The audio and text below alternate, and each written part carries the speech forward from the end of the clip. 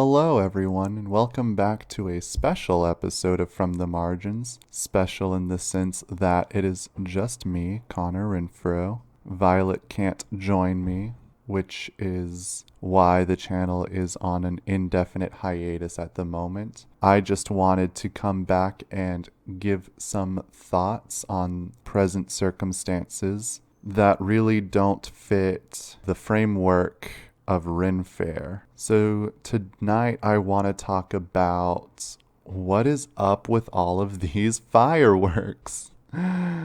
If you're not familiar, there are fireworks going off every night in New York City and also in other major cities like Boston. Recently, they've gotten to the point where they're intolerable, and I wanted to do a little investigation into that and have a quick discussion on my findings. I first noticed these fireworks happening a couple of weeks ago around the time New York City began the first phase of its reopening, and the curfew that we had been under was lifted. At the time, I assumed that they were connected to the protests. Black Lives Matter protests that were inspired by the recent unlawful deaths of George Floyd, Breonna Taylor, and many others at the hands of police. Now, we at From the Margins, of course, stand in solidarity with the Black Lives Matter movement. In fact, Violet has even marched with protesters in Denver, Colorado, and helped distribute resources on the ground. A big political goal in these recent protests is the abolition of the police system, which I personally am in favor of. Now, I can't speak for Violet. All opinions and views expressed in this episode are purely my own. If abolition is too extreme for the tepid liberal government, then defunding the police is also a good measure. Take money out of the police budget and redistribute it to other community funds that would actually erase the need for crime in the first place. The police are not great. Those are my stances on the subject. I just wanted to establish that background because it'll be brought up again in our discussion of these fireworks. So like I said, I first thought the fireworks were part of the protest movement, especially at the time I first noticed them. I thought, maybe we're celebrating a victory or some kind of declaration that we're here. At the very beginning, there were only like 1 or 2 rockets a night. They were going off, from what I could tell, in kind of like the Midtown area of Manhattan. I wasn't bothered. I wasn't even paying attention to them. I wasn't critically thinking about them. But then it just kept getting worse. The amount of fireworks each night began to increase, and the variety of the fireworks and their proximity to me. I've been on the rooftop of my building several nights, and people have been setting fireworks off in the alley behind my building or next to my building or on my street. And because I'm on the top of a building, these fireworks are detonating. They're exploding at my eye level. Now, I'm not saying they're like directly next to me. I'm not in any danger, but it's quite alarming to be like on the same physical plane as an explosion. Fireworks are supposed to be like high up in the sky where you can marvel at them from a distance, not like right in front of you. And these fireworks last all night long. Like just last night at time of recording, I was up until 3 a.m. with a pillow over my head, wishing it would just end. I've tried to look into the matter, find a explanation for why these fireworks are happening, and I cannot find one. What I did find was a news story about the increased calls in to complain about the fireworks. Now, in the first 2 weeks of June, there have been 849 complaints. This time last year, there were 21 in the same time span. I let the journalists do the math for me, and that is a 4,000% increase. So the same news story and a couple of tweets I found blamed this increase of complaints on gentrification. Apparently a bunch of white transplants aren't used to the way New Yorkers celebrate summer, and they're clamoring to the police. Now, I could understand how that would account for the 21 complaint calls last year and how it has been tending to trend upward, like an average of 3 more calls each year. But that can't be the only reason this time around. I've lived in this city for 3 years now, and I've never dealt with fireworks like this. Okay, 3 years doesn't exactly make me an authority on New York culture and our connection to fireworks, but my roommate, who has lived in this same apartment for 24 years now, confirms that he's never experienced anything like this. Most tweets I found on the subject confirm that this is a phenomenon of 2020. I do want to say that it's kind of funny that the story would blame the complaint calls on the complainers themselves. Like, yes, gentrification is a problem. We have a ton of Karens moving into historically marginalized neighborhoods because the rent is originally cheap, but then they try to clean up, quote, their neighborhoods by driving the residents out with over-policing and rent increases. It's a huge issue. For context, I live in the Hamilton Heights neighborhood. It's more of a mini neighborhood, kind of where Harlem turns into Washington Heights up in Upper Manhattan. My neighborhood really is gentrifying. There's no getting around that. We have a lot of Latinx and Black families, longtime historic residents of the community, but we also have a lot of white and Asian singles, and these are almost always college students. In the vicinity, we have City College, Columbia University, several other smaller schools, and the students like to come and live in Upper Manhattan where the rent is a little cheaper, but they have access to the subway stations that can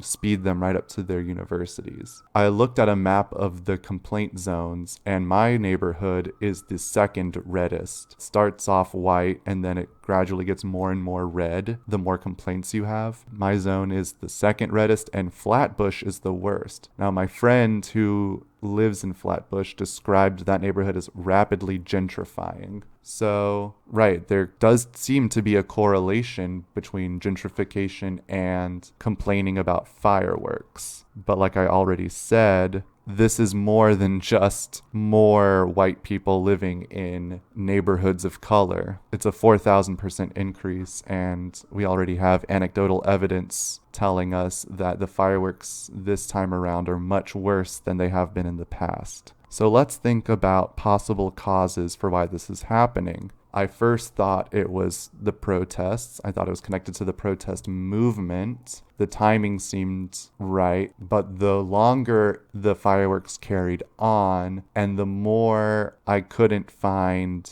anything about it on Twitter or the internet, I began to question if the fireworks are at all connected to the protest movement at all. And if they were, it makes me curious, like, what is the praxis behind setting off fireworks in the first place? With every political theory you have theory, the thought behind it, what you want to accomplish, what you believe in, and you have praxis, which is the actual material steps you're taking to achieve those goals. I thought I had a good understanding of the theory behind these protests, but I don't know how fireworks work into that framework as good praxis. It's just loud and annoying to my understanding. I've also had somebody suggest that maybe they were connected to Pride Month and the recent Supreme Court ruling that LGBT people have the same protections as other marginalized groups. Pretty sure that's not the case. Other news stories have suggested that maybe this is a response to COVID.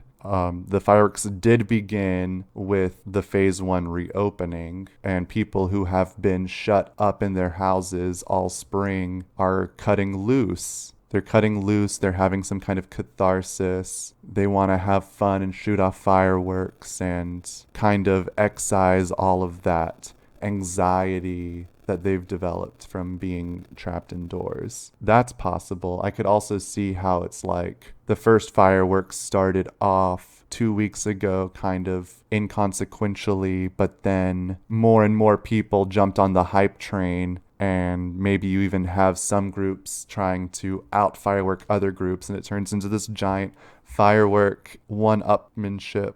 But then I also have a little conspiracy theory that the NYPD themselves are setting off these fireworks to basically get the gentrifiers back on their side. Say there is a reason we have police. I've seen official city accounts on Twitter saying, for all firework complaints, please dial 911 instead of 311. Like, don't report it to the city, report it to the police. And that seems a little bad considering what we are currently going through. The fireworks have brought up some issues, and the first issue is police escalation. At the same time, we're trying to critically examine the role policing has in the 21st century and in our communities. We now have this problem where people are setting off fireworks, causing massive noise pollution and bothering a bunch of people. It almost seems like our only recourse is to call the police and get the police involved, which is what we don't want to be doing. We want to be phasing that out. We also have concerns about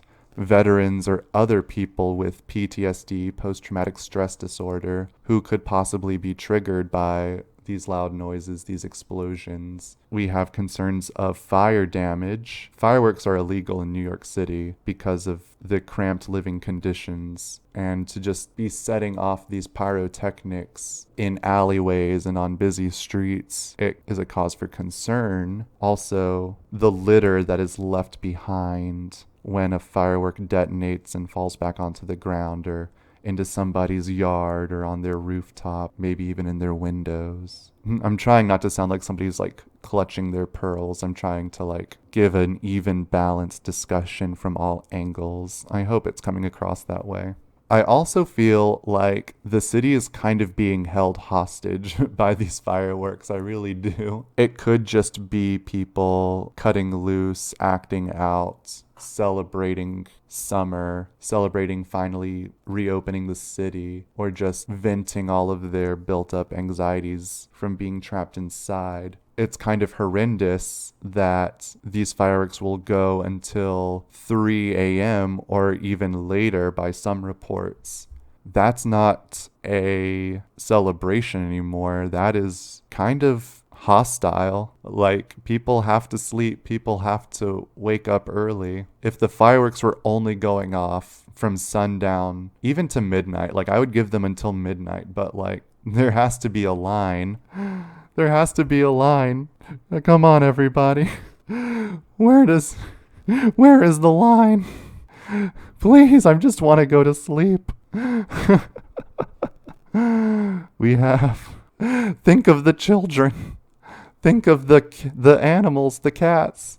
The poor cats who are losing their minds and shedding all of their hair, and the poor dogs that are barking and shivering and running around in circles. No, I didn't mean to go on that tangent. I do have a personal connection to this. Let's bring the podcast back to me. I personally hate fireworks. I used to love them when I was a child. I was really into explosions and loud noises and fire. And I also really liked the Mulan movie. And that ends when she literally blows up the leader of the Huns on a firecracker.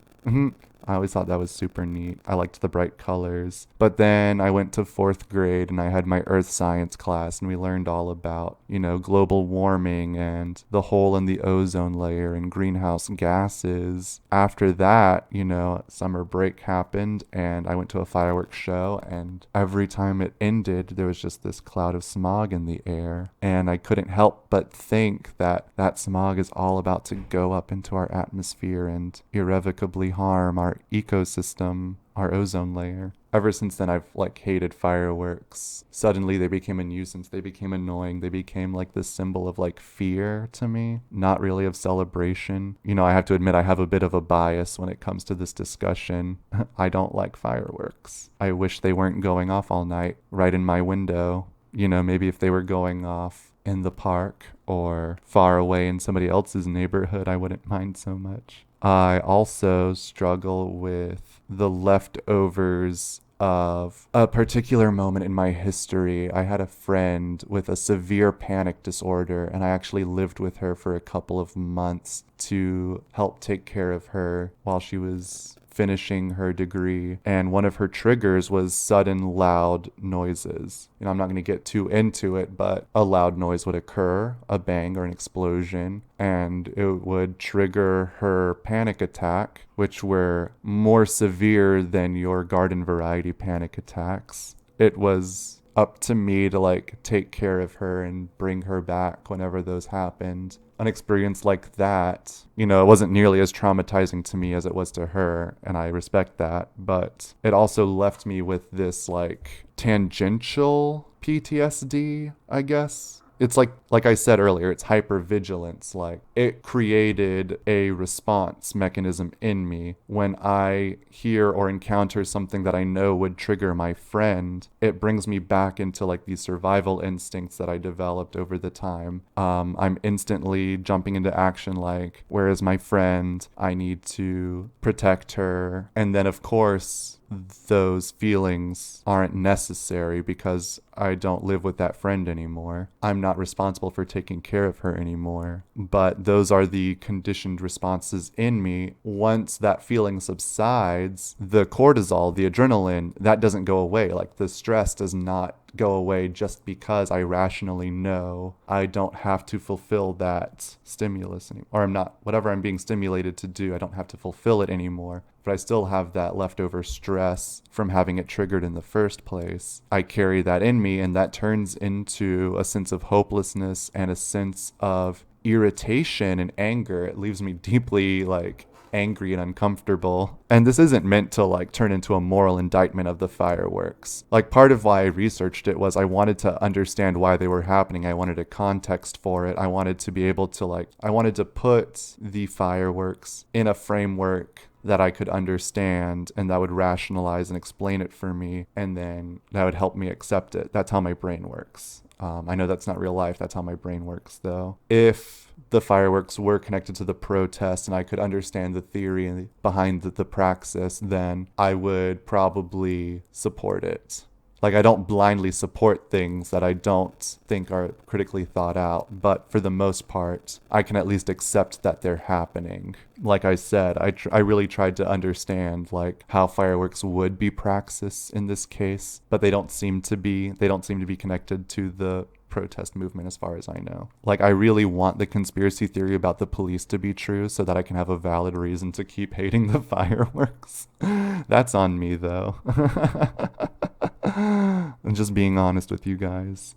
So that's my hypervigilance. And then the weirdest connection I have is actually from my mom, who grew up in Beirut, Lebanon at the height of the Lebanese Civil War. And she's shared stories about bombs going off every night and during the day. Their next door neighbors getting blown up and the apartment across the street being demolished, and everybody in the family sleeping together in the living room. And when they wake up, they go and they see glass and debris in their bedrooms that would have killed them if they hadn't been in the living room. Stuff like that. And that is nowhere near the fireworks are nowhere near that bad. But those are just the connections my brain makes. I even joked about it on Twitter. I'm this must be how my mom felt. Partially humor, partially these are the images that are being invoked in my mind. I felt comfortable sharing that with you because I know podcasting is such a safe space for me to express myself openly and honestly and not get attacked for these. Maybe it's good Violet isn't here. She can avoid getting mocked. Maybe she can come in and do her own episode about why I'm stupid trash. I don't really have a conclusion to this discussion. I just wanted to share my rambling thoughts. I'm really trying to figure this out because I'm at my wit's end. It's seeping into my dreams. I'm angry and tense all the time. My roommate that I mentioned earlier is dealing with this very strangely because on one hand, he's now recognizing just how racist everything is. My roommate is a black man from an older generation. He's more of a liberal background. Liberal in the free market capitalist sense, not in like what the US thinks liberal means. In fact, he would even like consider himself somewhat conservative. And, I always tell him the two are not mutually exclusive. But anyway, so he's more of like a moderate centrist type person. He's really reckoning now in the 21st century that racism is still around, and white people at his workplace and in his friend circles that he's close to hold really negative views. And he's reckoning with that at the same time that he's calling 911 on fireworks that are happening. One night was really bad. Somebody put one of those like boxes, the kind that you like set, you light the fuse and you run away, and then the box just like starts shooting out rockets and sparklers, and it just goes on for like 5 minutes. Somebody put that at the intersection of Broadway and our street, so like we could see it. It was affecting our view, and also the noise. We could hear it. My roommate did end up calling the police, even though I told him not to. Yeah, so like I don't know. I just had to get this off my chest. I had to think about it. I had to like express my feelings, I guess. So on a happier note, let's look to the future of From the Margins. Because of external influences that really aren't my place to talk about. Nothing bad, just changes in Violet's life. She hasn't been able to record, which is why I've picked up and started posting Ren Fair on the main channel just to keep our algorithm alive. But she's hoping to get settled in soon so we can resume creating content for our lovely listeners, all 4 of you. But yeah, check us out. Check out our stuff on YouTube, Anchor, Spotify, iTunes, Bullhorn, Radio Free Public. We're on more platforms than I know the names of. Our distributor puts us on anything we qualify for, and I don't really pay that much attention to it. I hope that's not a bad thing. But yeah, we've got a nice little backlog of episodes. We're streaming in audio on pretty much every platform, I think. So if YouTube isn't your speed for podcasts, definitely find us somewhere else. If you're already listening somewhere else, just know we also have a YouTube channel with more content than just audio. We have exactly 1 video that includes visual elements, but we're hoping to grow that. That's what I can say now. So many moving pieces, but it's something to be excited about. I hope you like us. I hope you're subscribed and following. Feel free to comment. Tell us you like us. Do a little thumbs up thing. We've never actually like plugged the channel in an episode before. We are really bad at like marketing and self-promotion. Yeah, so look forward to my upcoming series on Teen Wolf. I know you're all so excited to hear me talk about that on Ren Fair. Okay, talk to y'all next time. Love ya. Bye. Oh god, that sounds so sad without Violet harmonizing with me.